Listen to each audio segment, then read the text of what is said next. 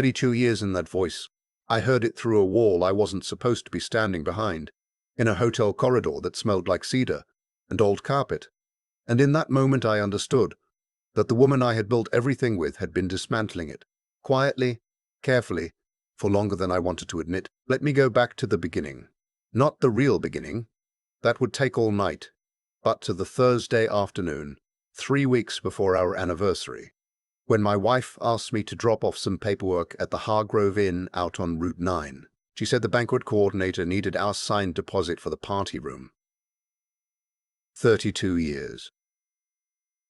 We were going to celebrate with family, maybe 40 people, a sit-down dinner. She had been planning it for months. Or at least that's what I believe she had been planning. I drove out there around 2 in the afternoon. The lobby of the Hargrove is one of those places that tries to look grander than it is. High ceilings, a chandelier that needs cleaning, a front desk that's really just a long wooden counter with 2 people behind it who always look slightly overwhelmed. I'd been there before for a client lunch years ago. I knew the layout well enough. The woman at the front desk, young, maybe mid-20s, name tag said Alicia, took my envelope and started to type something into her computer. Then she paused. She looked up at me. She looked back at her screen. Then she leaned slightly forward and lowered her voice. "Are you here to meet someone or just dropping off?" I said. "Just dropping off." My wife had called ahead about the anniversary party reservation. She nodded slowly. Too slowly. "Sir," she said, and then she stopped herself. She glanced toward the hallway that leads to the restaurant and the bar. "Can I ask, is your wife joining you here today?" I said I didn't think so. She was at home as far as I knew. Alicia looked at her screen again. Then she said something I didn't expect. She said, "I'm going to ask you something, and I hope you won't take it the wrong way. Would you mind waiting in the side lounge for just a few minutes? There's something. I just think you should wait. Please." I am 63 years old. I have been in enough rooms, had enough conversations, read enough silences in my lifetime to know when someone is trying to protect you from something they don't quite know how to say out loud. Alicia's face was doing that thing where a person is being very careful. Not nervous exactly. Careful. I said okay. She pointed me toward a small lounge off the main lobby. Leather chairs, a coffee station, a window that looked out onto the parking lot. I sat down. I didn't get coffee. I watched the window. About 4 minutes later, I saw my wife's car pull in. I want to describe what happens when your stomach drops and your mind goes completely clear at the same time. It's a strange combination. Everything slows down and speeds up simultaneously. I sat very still. I watched her park. I watched her get out. She was dressed nicely, not dressed up, but nicer than she would dress to run an errand. She had a good bag, the tan leather one her sister gave her. She walked inside. I could hear the lobby but not see it from where I was sitting. I heard her voice. Briefly, she has a particular way of talking to hotel staff, pleasant, confident, the voice she uses when she wants things to go smoothly. Then I heard another voice, a man's voice. Familiar. My brother-in-law. Her brother. Younger than her by 4 years. He'd been our business attorney since before we incorporated Halstead Consulting Partners in 1998. He handled everything, contracts, the LLC filings, the operating agreements. When my wife and I had disagreements about the direction of the company over the years, he was always the one who drafted the compromise language. I trusted him completely.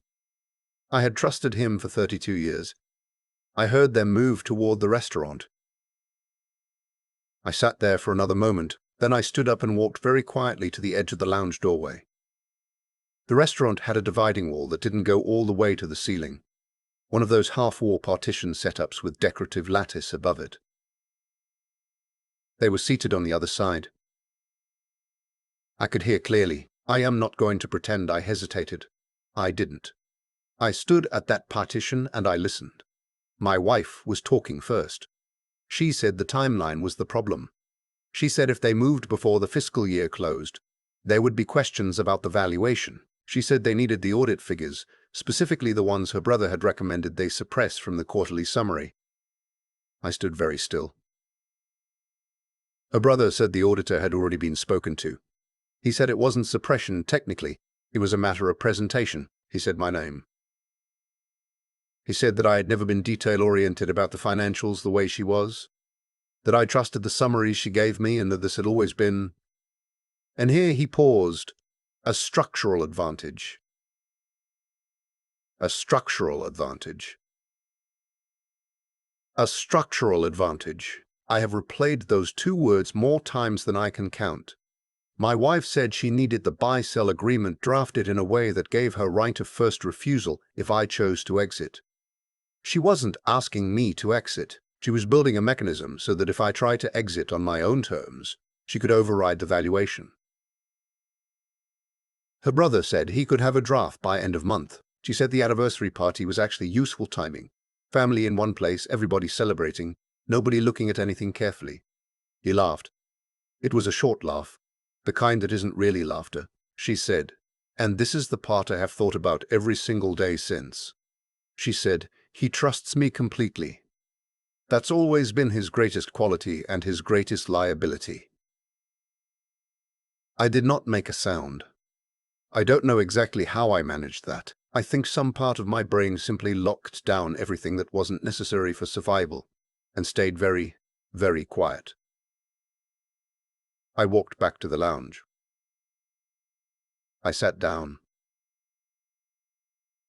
Alicia came around the corner a few minutes later with a cup of coffee she hadn't asked me if I wanted. She set it down in front of me and said very quietly, I saw them come in together twice before. Last month and the month before. I recognized your name on the reservation. I'm sorry. I thanked her. I meant it. I drove home along Route 9 and I did not call anyone. I did not call a lawyer. I did not confront anyone. I went home, went into my study, and I sat at my desk for about 2 hours going through every document I could access in our shared business drive. Here is something my wife did not know. Something almost nobody knew. 18 months ago, I had started to feel something was wrong. Not with my marriage specifically. I couldn't have told you exactly what. It was more like a low-frequency hum that you can't locate but can't ignore. The kind of thing you chalk up to getting older, to stress, to the fact that business partnerships are complicated even when they're also marriages. I told myself that for a long time. But I'm an engineer by training, retired from field work but not from habit. When something doesn't add up, I go looking for why. I had quietly hired a forensic accountant, a woman I knew from a professional association, someone my wife had never met, and asked her to review our business financials going back 5 years. Not because I suspected fraud, because I trusted my instincts more than I trusted my discomfort. She found irregularities in the revenue recognition schedule. Small ones but consistent. The kind of small, consistent irregularity that is either sloppiness, and my wife was never sloppy, or intentional reshaping of how the numbers appeared on any given quarter. She had also found the 2 consulting contracts worth a combined $800,000 had been invoiced through a subsidiary LLC that I was not listed as a manager on.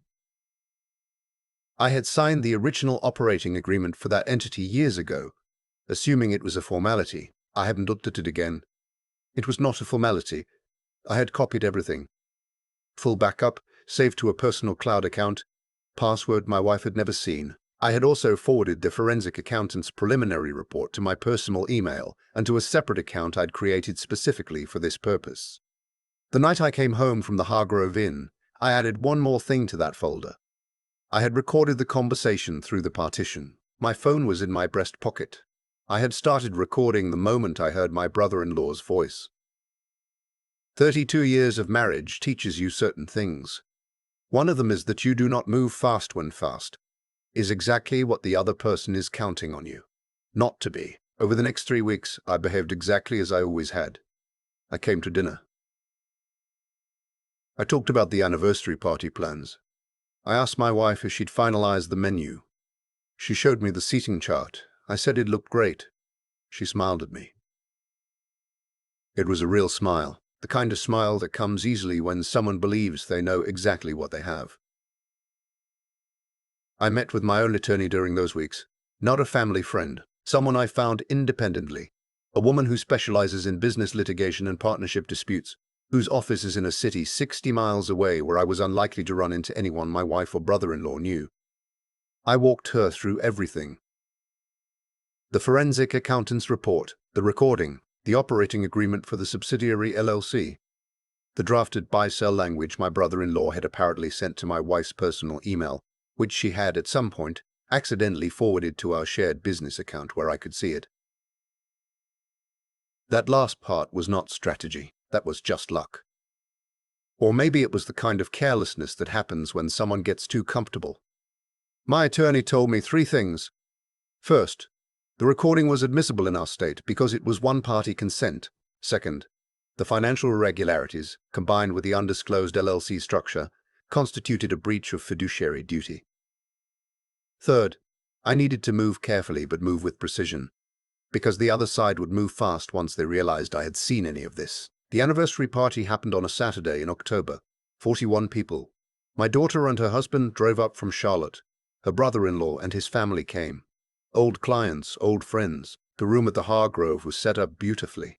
My wife had chosen cream-colored tablecloths and small arrangements of white flowers at each table.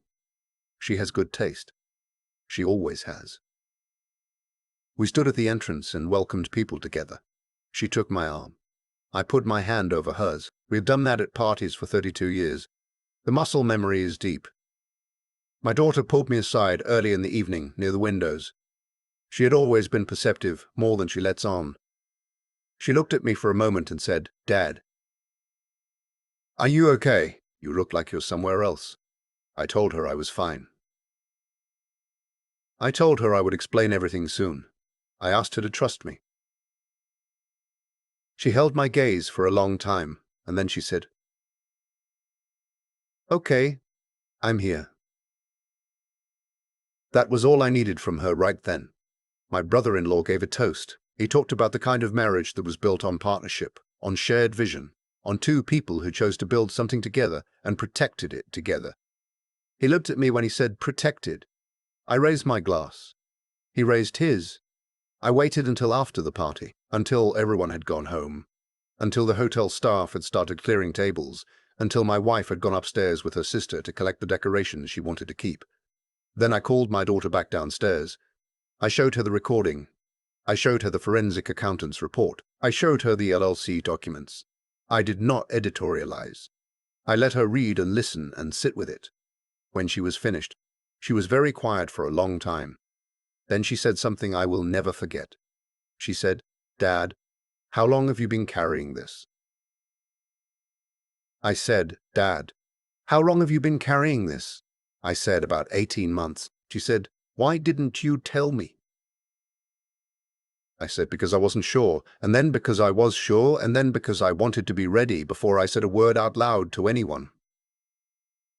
She nodded. Then she straightened up, the way she does when she's decided something, and she said, "What do you need me to do?" My attorney filed the dissolution petition on a Monday morning. Simultaneous with that, a notice of dispute went to the state bar regarding my brother-in-law's conduct. An attorney who had represented both parties in a partnership while secretly advising one party against the other has a particular set of problems in front of the ethics board. My forensic accountant submitted her formal report to support the breach of fiduciary claim. My wife called me at 9:15 that Monday morning. I let it go to voicemail. She called again at 9:40. I let that one go too. At 10 o'clock she texted. The message said, "We need to talk. Please." I texted back one sentence. I said, "My attorney will be in touch with yours." I don't know exactly what happened in the hours after that. I wasn't there. I had driven to my daughter's house in Charlotte, where I stayed for the next 2 weeks while the initial legal process began to unfold. My daughter made coffee in the mornings and didn't ask me to talk when I didn't want to talk. Her husband was decent and quiet and kept his distance in a way I appreciated. On the 3rd evening there, my daughter and I sat on her back porch after dinner, and she said, "You know what gets me? She wasn't even afraid of you. She just assumed." I said, "Yes, that's exactly right. She assumed." She had looked at 32 years of my patience, my consistency, my willingness to defer to her judgment on the business, my trust, and she had read all of it as passivity, as something she could work around, as a structural advantage. What she had not accounted for was that patience and passivity are not the same thing. That a man who goes quiet is not necessarily a man who is unaware, that the instinct to gather information before acting is not weakness. It is the most dangerous kind of strength because it looks exactly like nothing. The business is being restructured through the legal process now. My attorney tells me the breach of fiduciary claim is strong, and the undisclosed LLC is a significant problem from my wife's position. My brother-in-law has retained separate counsel and is, from what I understand, being very cooperative with everyone except my wife. Loyalty in those situations tends to have a short shelf life. I don't know where my wife and I end up, legally, practically. I don't know what the next year looks like or the year after that. What I know is that I no longer wake up in the morning with that low-frequency hum I couldn't locate. It's gone. Whatever that hum was, the part of me that knew before the rest of me was willing to know, it's quiet now. Not because everything is resolved, because I finally stopped pretending I didn't hear it. Some weeks after I left, I drove back past the Hargrove Inn on a different errand. On impulse, I pulled into the parking lot and went inside. Alicia was at the front desk. She looked up and recognized me immediately. She didn't say anything at first. Then she said, "How are you doing, sir?" I said I was getting there. She nodded. She looked like she wanted to say something else and then thought better of it. As I was turning to leave, she said, "I almost didn't say anything that day. I almost just let you sign the receipt and go." I turned back. I said I was glad she didn't. She said, "I kept thinking. If it were my dad, I just kept thinking that." I thanked her. I meant it the same way I'd meant it the first time. Maybe more. The drive home was 40 minutes. I had the windows down. It was a cold afternoon, the kind where the air has that clean edge to it that October gets in this part of the country. I thought about 32 years. About the dinner party where we met, the apartment in Raleigh where we lived when we first started the company. The way she used to leave notes on the kitchen counter in a handwriting that always slanted to the right. I thought about all of it. I let myself do that. And then I drove home.